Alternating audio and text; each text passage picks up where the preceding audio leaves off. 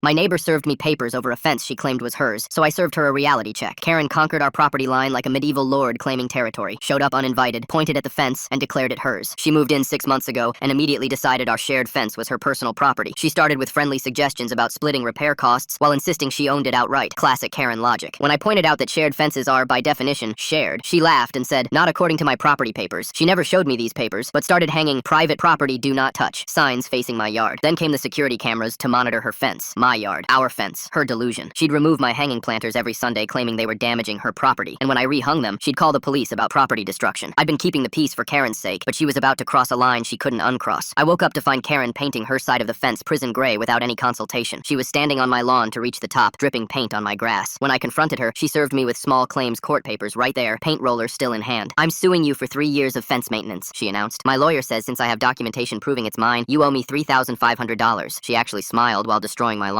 "Maybe this will teach you to respect property boundaries." That's when I realized Karen wasn't just a nightmare neighbor. She genuinely believed she could rewrite property law through sheer determination. Perfect. If she wanted to prove the fence was hers, I was going to help her do exactly that. That night, I dove deep into property law instead of sleeping. I spent hours poring over county records, plot maps, and aerial photographs from the past decade. The original survey from 1987 was barely legible, but I could make out the measurements. Cross-referenced it with the permit for the fence installation in 1995. That's when I found it. A discrepancy in the numbers. The fence wasn't on the property line at all. I called 3 surveyors for quotes, then visited a lawyer who specialized in boundary disputes and adverse possession. He laughed when I explained my discovery. 7 years of open, notorious use, he said, pulling up the statute. "She's been letting you use her land this whole time." We strategized for 2 hours. The key was letting Karen think she was winning until the trap snapped shut. I practiced my concerned neighbor act in the mirror, even prepared a fake folder of evidence supporting her claim to wave around at mediation. 2 weeks later, we met at the mediator's office. I shocked everyone by enthusiastically agreeing to the survey. "Karen's absolutely right," I said, pulling out my checkbook. "Let's settle this properly. I'll pay half." Karen practically glowed, nudging her lawyer and mouthing, "I told you so." The survey happened that Tuesday. Karen showed up wearing heels and a blazer like she was collecting an award. She directed the surveyor around like he worked for her, snapping photos of every measurement, documenting each flag placement in her leather notebook. "I want this done right," she announced to no one in particular. The results confirmed it. The fence sat entirely on Karen's property, 2.5 feet inside her line. Karen erupted. She clapped. She laughed. She actually did a little victory dance in her designer heels. "It's mine! Completely mine." She waved the survey results like a winning lottery ticket. That's when my lawyer emerged from his car. "Congratulations," he said calmly. "You've just proven your neighbor has been using your land for 6 years. 1 more year makes it theirs through adverse possession." Karen's victory dance stopped mid-spin. The survey papers fluttered from her hands. Her mouth opened and closed like a fish gasping for air. She lunged for the documents my lawyer held, but he stepped back. Her face went from red to white to red again. She grabbed the surveyor's arm. "Tell him he's wrong!" The surveyor shrugged and packed up his equipment. Karen spun to her lawyer, who was already flipping through statute books, his face grim. She stomped her heel so hard it stuck in the grass. Had to yank it free. The only way to save her property? Sign the shared fence agreement. Karen's signature looked like a dying spider had crawled across the page. Now Karen can't even look at the fence without flinching.